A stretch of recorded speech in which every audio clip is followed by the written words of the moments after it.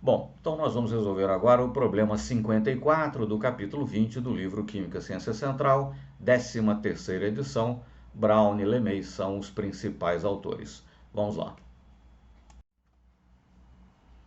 Bom, o problema 54 ele é estruturalmente idêntico, né, ao problema 53, né, cuja resolução se encontra também aqui no canal. Mas enfim, o problema nos pede o seguinte, nos diz o seguinte, né?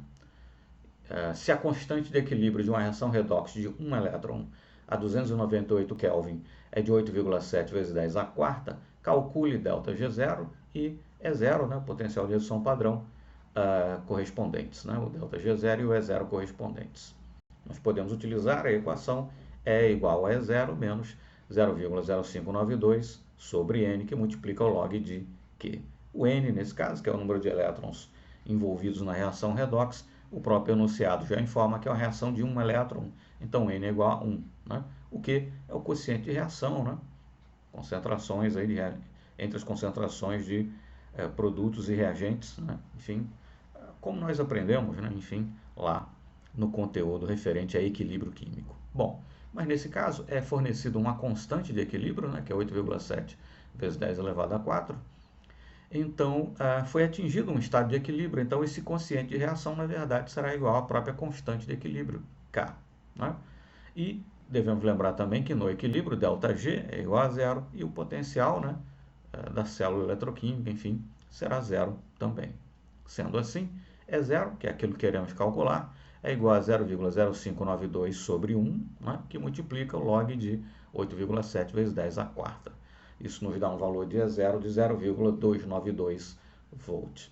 Bom, precisamos calcular agora então o ΔG0, né, ΔG padrão. ΔG da reação nas condições padrão, enfim. ΔG é igual a ΔG0 mais RT ln de Q. E Q, como foi já informado, né, e já explicado por quê, que nesse caso é K, a constante de equilíbrio. Então, ΔG0 é menos RT ln de 8,7 vezes 10 à quarta. R é a constante dos gases, né? 8,314, né? Na unidade Joule, que é o I-1, mol menos 1. Né? É preciso escolher as constantes com as unidades adequadas, né? Compatíveis com os demais valores, né? Dos outros termos que aparecem na equação. T é a temperatura, né?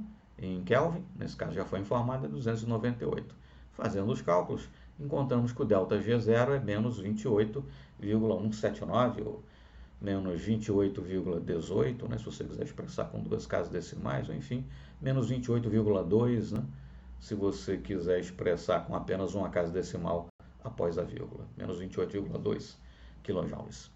Bom, uma alternativa também, né, seria ter calculado primeiro o ΔG0, né, e depois, então, utilizarmos para o cálculo do E0 essa equação, né, que aparece aí no canto direito, né, do slide em roxo. Né? E0 é menos ΔG0 sobre NF. Né?